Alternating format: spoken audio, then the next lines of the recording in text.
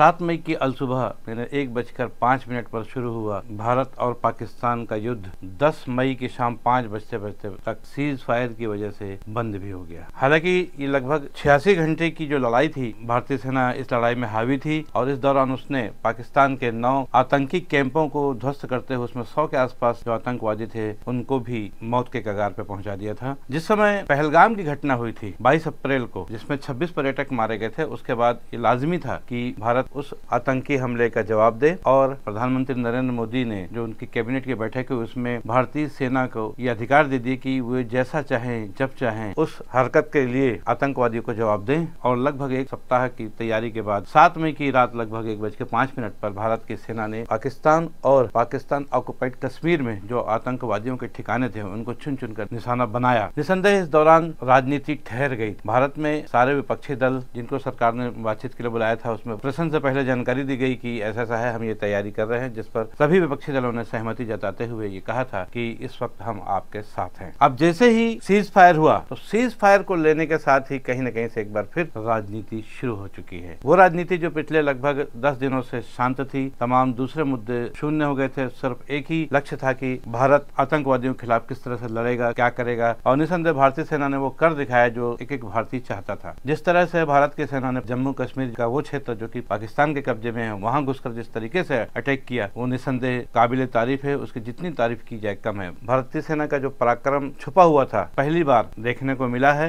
लंबे समय बाद और उसमें वो पूरे खरे उतरे हैं। लेकिन अब जिस तरह से सीज फायर हुआ है उस पे एक बार फिर राजनीति शुरू हो चुकी है। आपको बता दें कि 10 तारीख दोपहर एक फोन आता है पाकिस्तान के DRGM यानी director general of military operation. वो अपने समकक्ष अधिकारी जो हिंदुस्तान के उनसे बात करते हैं और सीज फायर की पेशकश करते हैं, जिसे भारत के जो मिलिट्री ऑफिसर हैं चर्चा करने के बाद आपसी चर्चा के बाद स्वीकार भी कर लेते हैं। और इस तरह दोनों देशों के बड़े अधिकारियों के बीच हुई चर्चा के बाद शाम 5 बजे के आसपास सीज फायर हो जाता है। ये यानी कि युद्ध विराम हो गया। मतलब 86 घंटे तक की लड़ाई के बाद आखिरकार युद्ध विराम हो गया। इस दौरान किसने क्या किया क्या नहीं किया ये अलग मैटर है, लेकिन जानकारी जो छन के आ रही है वो यही है कि इस दौरान भारत ने सिर्फ आतंकवादियों के ठिकाने पर अटैक किए और उनको उड़ाया, जबकि पाकिस्तान की तरफ से भारत के सीमावर्ती शहरी इलाकों में जिनमें राजस्थान, पंजाब और जम्मू कश्मीर, हरियाणा के बहुत सारे शहर हैं जहां पर हमला करने की कोशिश की गई। कोशिश शब्द मैं इसलिए कह रहा हूं क्योंकि उनके हमले हमारी सेना ने नाकाम कर दिए थे। तो निसंदेह उन्होंने कोशिश तो जरूर की, लेकिन हमारी सेना की मुस्तैदी, हमारी पावर, हमारे पास जो इंफ्रास्ट्रक्चर है, हमारी जो सैन्य शक्ति है, उसके बदौलत हमने उन तमाम हमलों को नाकाम कर दिया था। शायद इसी वजह से कहीं न कहीं से पाकिस्तान को युद्ध विराम के लिए जगह तलाशनी पड़ी। लेकिन यहीं से शुरुआत होती है राजनीति की। इसके बाद आज सुबह 2 घंटे की हाई लेवल मीटिंग हुई है सरकार की, जिसमें प्रधानमंत्री, रक्षा मंत्री के अलावा तीनों सेना के प्रमुख, अजीत डोभाल जो कि राष्ट्रीय सुरक्षा सलाहकार हैं, तमाम बड़े अधिकारी मौजूद थे। उसमें तमाम चीजों की समीक्षा की गई और उस पर संतोष भी व्यक्त किया गया। इस दौरान रक्षा मंत्री राजनाथ सिंह ने एक बात कही कि ऑपरेशन सिंदूर भारत की शक्ति का प्रतीक है, जिसने ये बताया है कि भारत अपने आप में सक्षम है आतंकवाद के खिलाफ लड़ने के लिए। इस 4 दिन के युद्ध के दौरान जो बातें आई उसमें कर्नल सोफिया और अन्य जो महिला अधिकारी है उन्होंने इस बात पर भी स्पष्ट किया कि पाकिस्तान ने सीमा पर निर्दोष लोगों को निशाना बनाया था, जबकि भारत की सेना ने सिर्फ और सिर्फ आतंकवादियों को ही अपना निशाना बनाया है और उन्हीं के खिलाफ ही उनका युद्ध था। लेकिन इन सब के बीच जो सवाल आ रहा है वो यह है कि जब राहुल गांधी ने चिट्ठी लिखी कि अब एक बार फिर विशेष सत्र बुलाया जाना चाहिए सरकार को और उसमें पूरी बातें जो युद्ध की थी 4 दिनों की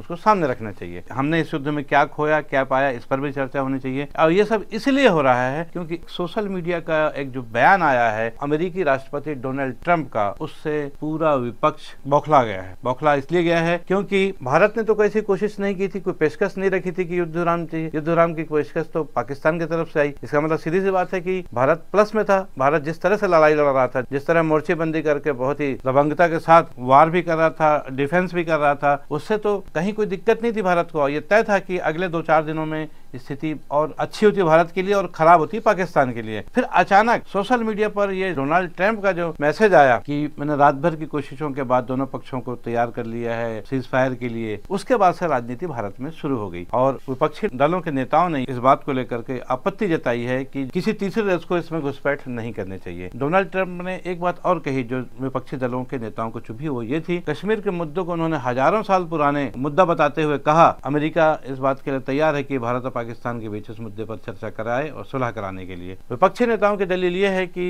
जिस पाकिस्तान को अभी जन्म हुए मुश्किल से 78 साल हुए हैं, उसके संदर्भ में अमेरिका ये कैसे कह रहा है कि वो हजारों साल पुराना मुद्दा कश्मीर का था जिसको सुलझाने के लिए तैयार है। इस बात पर सख्त ऐतराज है विपक्षी दलों को। दूसरी तरफ जिस तरीके से अमेरिका भारत के सामने पाकिस्तान को समानांतर देश का दर्जा दे रहा है, उससे भी विपक्षी नेताओं को ऐतराज है। और इसीलिए विपक्षी नेता जिनमें राहुल गांधी के अलावा सचिन पायलट, पवन खेड़ा, सुप्रिया सीनेत जो कांग्रेस के नेता हैं, ये तो कह ही रहे हैं कि भाई सत्र बुलाना चाहिए, उसमें तमाम बातों को खुलासा होना चाहिए। वहीं दूसरी तरफ अन्य दल है जिसमें आरजेडी के मनोज झा, शिवसेना के संजय राउत जैसे अन्य नेता भी विपक्षी दलों के, वो भी इसी बात को दोहरा रहे हैं कि अमेरिका को ऐसा कहने का अधिकार ही नहीं है, क्योंकि ये हमारी समस्या है, कश्मीर का मुद्दा, हम इसको हल कर लेंगे। हम अपना आवेदन लेकर नहीं गए हैं कि वो हमारे लिए बीच में मध्यस्थता करेगा। अभी इसकी तो जरूरत ही नहीं थी। अभी तो सीधी सीधी हमारी लड़ाई पाकिस्तान के साथ इस बात पर थी कि पाकिस्तान आतंकवादियों को पनाह दे रहा है, भारत में घुसपैठ करा करके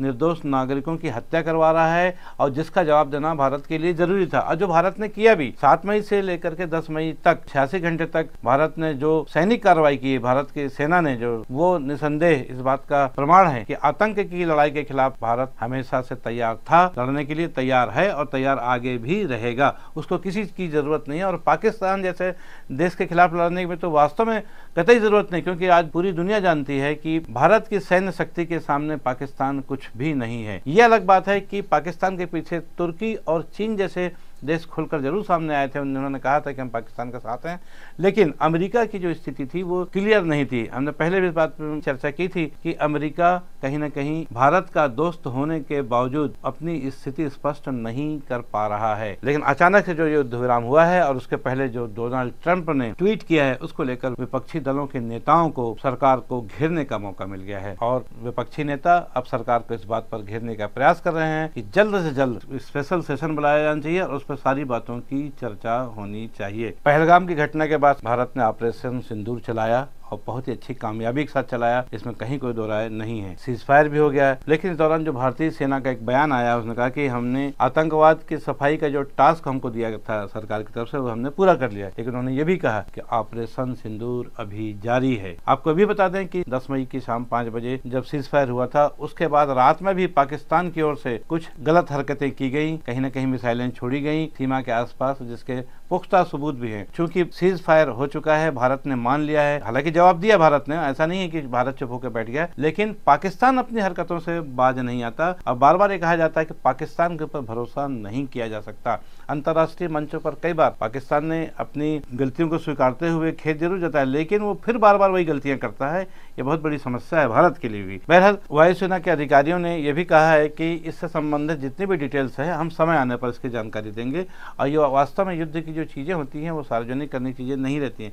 फिर भी जब भी देश के सामने कोई ऐसी बात होगी तो वो सामने अपनी बात रख देंगे। फिलहाल यह है कि लगभग 4 दिन के संघर्ष में भारतीय वायुसेना ने पाकिस्तान के 6 एयरबेस को ध्वस्त कर दिया था, इसमें कोई दो राय नहीं है। भारत की जो मिसाइलें हैं ताबड़तोड़ गरजी, और उन्होंने पाकिस्तान के जो अड्डे थे जहां पर आतंकवादियों को पनाह मिलती थी, ट्रेनिंग कैंप चलते थे, उनको नेस्तनाबूद किया। 100 के आसपास आतंकवादी मारे भी गए हैं। 2.5 घंटे की मीटिंग हुई दिन में सवेरे, उसमें तमाम चीजों को सरकार के सामने सैन्य अधिकारियों ने भी रखा। फिलहाल अभी शांति का माहौल चल रहा है, लेकिन जो राजनीतिक अशांति शुरू हो चुकी है, तो विपक्षी दलों ने जिस तरह से घेरना शुरू किया है, अभी आगे भी जारी रहने वाला है। भले ही भारत पाकिस्तान का युद्ध अभी शांत हो गया है, लेकिन जो भारत के अंदर का जो राजनीतिक युद्ध है वो अब शुरू हो रहा है। देखना है राजनीतिक दलों के बीच ये जो प्रतिद्वंदिता पिछले लगभग 10-12 दिनों से बंद थी, अब आगे किस रूप में सामने आती है। आज के लिए बस इतना ही। मैं हूं बीडी निजामी, आप देख रहे हैं न्यूज़ T20। हमारा ये विश्लेषण भारत पाकिस्तान युद्ध के बाद का आपको कैसा लगा, इस पर अपनी राय अवश्य दें। विश्लेषण को लाइक करना ना भूलें और चैनल को सब्सक्राइब करना भी। कल फिर मिलेंगे किसी नई खबर या नए विश्लेषण के साथ, तब तक के लिए दीजिए इजाजत। जय हिंद, जय भारत, जय छत्तीसगढ़।